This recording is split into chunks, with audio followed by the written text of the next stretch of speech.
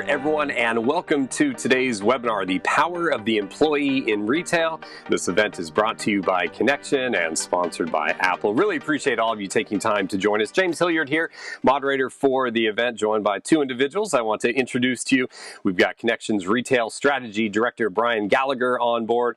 Also here is Apple's Sean Bartlett. He is the Worldwide Industry Lead for Retail. Glad to have both these guys here with us. A couple of things I want to invite for all of you. One, if you have questions for our guests here today, use the Q&A widget. You'll find that at the bottom of the webcast platform. Submit questions early and often, again, about 25 minutes or so that we're going to go in conversation. Then we'll stop on down and do a Q&A session towards the end of this event. If you have any tech issues, there's a little help widget so you can explore through that. I'll give you a little tip, a little F5, a little refresh of your browser. Usually it'll lock you right back in as needed. So hopefully, though, we won't have any tech issues as we go through the chat. And again, get those questions, comments into us, and we'll discuss as many of those as possible. If we don't get to everything, we will collect those on the back end, and then we'll look to get some email responses out to you after our event. So with that, what I want to do is, again, we're going to break it down into a couple of areas and topics of discussion, but I wanted to start with Brian, you, and we'll get Sean to comment as well, but do a little bit of a state of retail and also kind of the role of the actual physical brick and mortar stores these days. So what does that look like from your perspective? You know, there's a couple of things that I think are critical for all retailers to consider.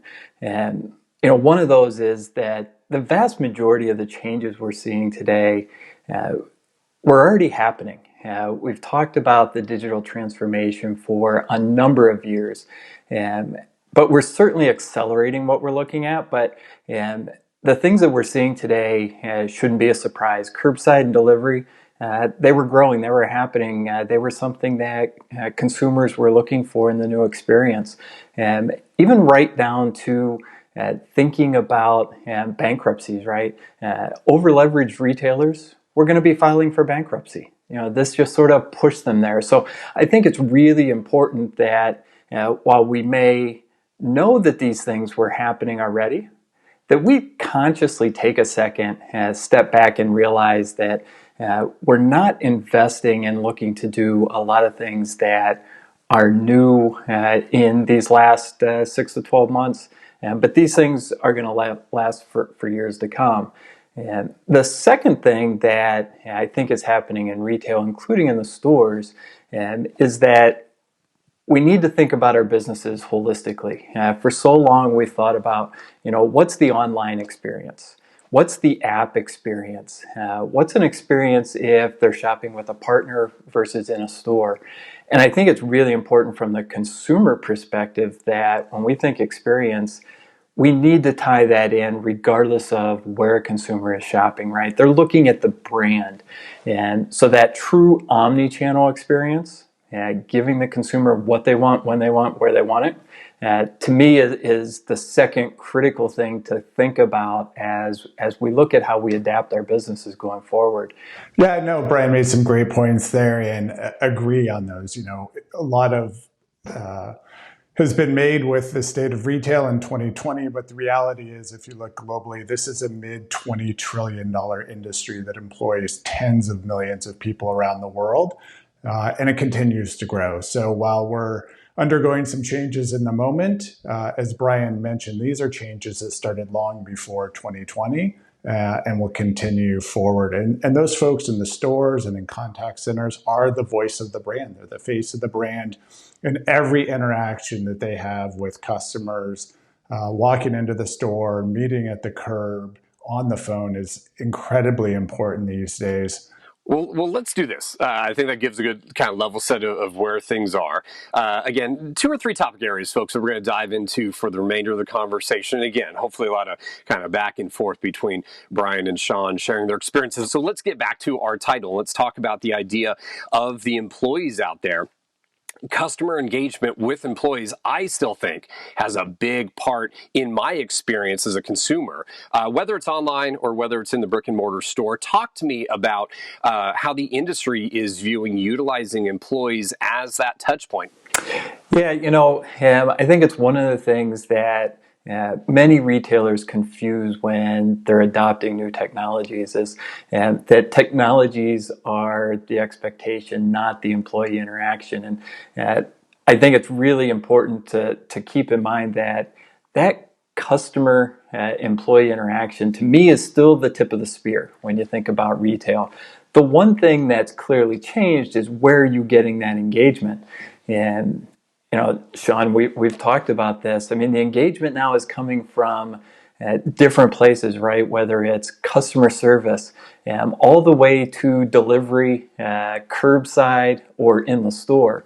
Technology certainly shouldn't be replacing the employee. It should be enhancing the employee's value to that consumer. And Sean, what are you seeing, or what are your thoughts about what's happening between the employee and the customer today?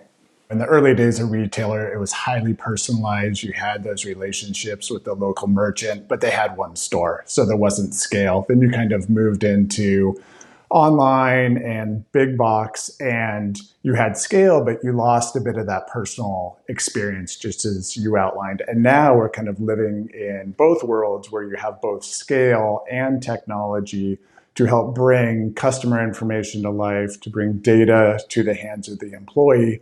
So you get this deeply knowledgeable employee, but you also get scale. So we are seeing those two converge and presenting new opportunities in service of customers like you that just weren't possible before. So this is a great time for retailers to be exploring these opportunities. I do think it's important that every retailer think about what is that touch point that the consumer is looking for. Not that technology eliminates a touch point, but actually enhances it. And if we do that, I think we win on all fronts. And easier said than done, right? But that's the important thing, to James's point. And technology can't replace the human interaction. In terms of training out there, companies placing an importance in empowering their employees, do you guys see that done enough, or is that an area potentially for investment right alongside with technology, but empowering employees to use access to some of the data that these stores and retailers are grabbing about us to then give more of that personalized service? Sean? Yeah, there's really two sides to this. One is enabling the store employees through information access to profiles of customers who have opted in to really provide that one-to-one personalized experience that most brands aspire to. The other is the more traditional training, and we're seeing tremendous kind of evolution of that experience as well, where historically you would do training off the floor or in a back room on a computer, and you're really seeing that brought out to the sales floor, more bite-sized, digestible bits of content that can be consumed in the moment and put to use in a practical way, rather than a few hours once a quarter, a few times a year, as was done in the past. So modernizing training is a huge area of focus for most retailers these days. Yeah, I can remember for years, right? You'd get a new employee in your store, and the only reason they wanted to work retail was to be with people. Yet we'd lock them in that dark back room at a dirty computer for hours on end and say, start your training, right? Whether it was product or policy procedure. And so, the fact that has been able to move out to the sales floor really talks to the fact that, a point that I think is important for retailers is, enabling technology and putting it in the hands of your employees and them being comfortable with it just enhances what they're going to learn, what their acceptance level of the information is, and ultimately, all of that pays off with how they engage with the customer. Yeah, and that's a key point. Historically, you would do trainings on process and culture and technology, and what we're really seeing is more training based on the soft skills and interaction, brand voice, and how you represent the brand, and less so on technology, because we're seeing more and more retailers move to a technology that's familiar to customers, more modern iPhones or iPads, things that they use in their personal lives and can pick up day one and be productive in a retail environment. So their onboarding process is smoother. There's no 2 weeks of training, and their time to value for the retailer is greatly accelerated because they pick it up. It's intuitive, and they're immediately able to do the tasks that they need to do in order to do their job. One thing, Brian, that I haven't seen a lot of, I'm in a retail environment where I have to see something or touch something to really make a final decision. And then an employee can help me through the use of technology, get a little more information. To me, that's a lot of value. Does the industry see that as value? Is that an emerging trend? In some cases, they do. I mean, and it's a great point. Taking these technologies that the consumer is comfortable with and merging them into that store environment and into the employee's hands, right? So that they're doing that together is really important to how we shop. I often talk about the fact that consumers don't engage with a physical store because they need the greatest assortment ever. The internet is clearly the largest warehouse in the world, right? You can see every single product that's out there all at once. What they're trying to do is gain understanding, right, when they come into a store, get that firsthand knowledge, get some support. And so, one of the things that I would say, knowing that many retailers are understanding that, for those that haven't, and when you think about these technologies coming together, understand that I think we're in a different world than we were 10 years ago, where every investment we made, such as a kiosk or a mobile device that allows us to engage one-on-one with a customer, we used to sit and go, I need to understand exactly the ROI on that one standalone investment. And now you've got to be able to put all that together, right? The true sense of the word omnichannel. Make sure they're comfortable. Let them live their lives in the store the same way they would if they were home shopping, right?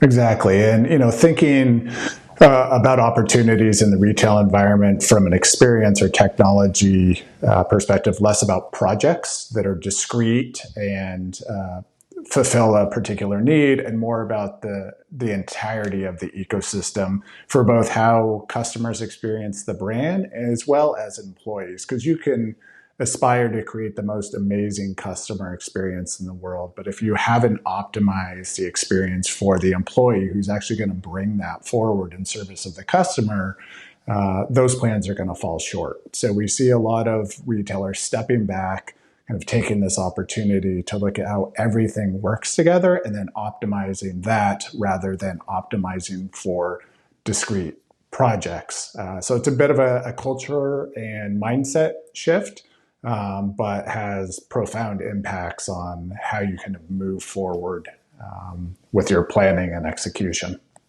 Well, Sean, I want to pick up on those words of moving forward. One thing about employees, Brian, is that we want to get as much and make them productive, right? Not just get productivity out of them, but let them feel that they are productive in their jobs and they want to come to work and be productive to help customers and help the company and all. So what are you seeing in terms of that general idea, employee productivity? How are companies looking at that, evaluating that, investing into that? To me, it's one of the disappointing areas for how a consumer interacts with our brand. Yet when we're making these decisions over and over, we're not including the store employee or the call center or the delivery guys, right, in the world we're living in today, in the decision-making process around what's important. What will they engage in? What will have a benefit to the consumer? There's got to be a better way to think about how we get the voice of the employee into the technology, because we know if we do, right, it's going to pay off in terms of productivity. But how do we do that, or how are you seeing people do that today? Yeah, this is a really critical point and something that we see, like you, on a daily basis. And the notion of user-centered design has been around for years, but often isn't applied to employees. So when we're taking a look at the role of the employee, the technology that they use, typically that's been something that IT does to the employee, and it doesn't involve them in that process.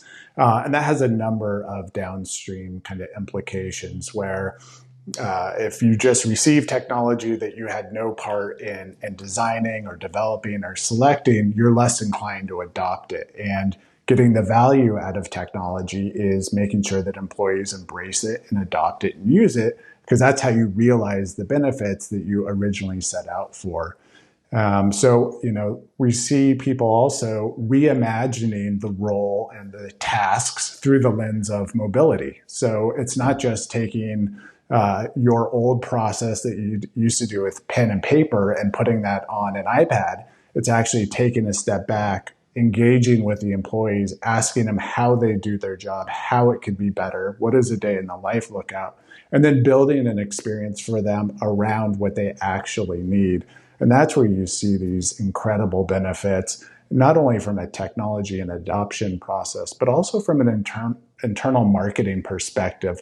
It's a lot more powerful to go to a large employee base and say, this was built by us for us, and therefore represents the needs of all of you, our peers, than something that is just rolled out to the employee base. So incredible opportunity here to really change the dynamic and kind of the mindset of how technology is rolled out in an enterprise. This is where we've got to take that step back. We take a pause to make sure we've got all the teammates involved in this decision-making process. And if we don't, who knows what we get, right? And that's when you have wasted investment. Exactly. And, remembering that technology is an enabler of your employees. Retailers often call their employees their greatest asset. But then if you go and look behind the scenes at the tools that they're given and the process that they're asked to perform on a daily basis, that technology doesn't necessarily live up to that promise that the brand has made about the importance of their employees. And we see leading brands, across the world kind of realizing this, putting forth amazing experiences in cooperation with their employees. And they're clearly setting themselves up on a path for success in a way that the laggards continue to struggle with. So, something that continues to evolve, certainly.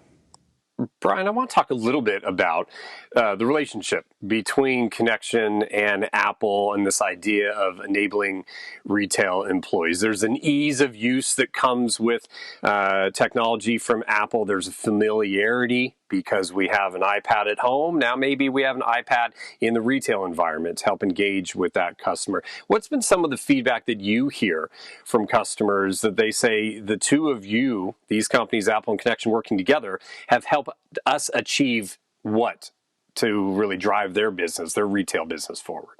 For me, the most common outcome is that we've put together full solutions, right? And it's one of the things that I think Connection and Apple both do really, really well. And when we do it together, it's even more powerful. And that, for me, we hear, you're willing to sit down and ask us, what are the pain points in the business that are trying to be solved? And then think about how to solve them, right? It's not sticking the square peg in the round hole. And then, being able to take it from A to Z, from the conception all the way to the delivery, and that we'll do that side by side. It's important for these retailers who are going through a transformation to be able to lean on a partnership that is holistic looking. And I think you get that doubled down when you're doing it with Connection and Apple side by side. I think it's one of the true benefits for many of the retailers that work with us jointly today. Yeah, when you step back, the platform that Apple presents is really compelling for retailers. We talked a little bit about it earlier. Historically, retailers have embarked on a number of discrete projects, which over years and decades introduces a really complex environment. So taking this time to step back, look at that environment, if you look at the Apple product portfolio, from wearables with the watch to the iPhone to the iPad to Macs, even digital signage with Apple TV, You've got a form factor for every use case, and then it's all underpinned by shared development tools, languages, native technologies like Core ML for machine learning or ARKit for augmented reality. And there's this really powerful ecosystem for developers, but also for users. The ability to easily switch between tasks and devices for the development team to be able to use a shared language, even for procurement, not only internally on the operations side, but also on the employee usability side and ultimately in service of the customer. So we're seeing, a huge response to kind of this new way of thinking about the environment. And that's the thing we love, right? At Connection, we use some terminology about discern, design, deploy. Yeah, and it ties right in, right? You've got to think about it holistically. You got to think about your platforms. We hear all the time from the IT department where they're going, well, I've got this OS and that OS, and where do you start? Thinking about it holistically, looking at those business challenges, and then how we implement that is I think one of the fun parts of Connection working with Apple, and as we sort of look at that in the same light. Right, absolutely, and cutting down on that complexity adds kind of time to value, your ability to quickly iterate across a single platform, provide value for your employees and your customers. There's a lot to be said for that and working with a partner like Connection who can actually bring it all together for the retailer. In a store or in headquarters, let alone for the IT department, right? Benefits for everybody when you can pull that all together, minimize your operating systems, and still get the results that you're looking for on the business side.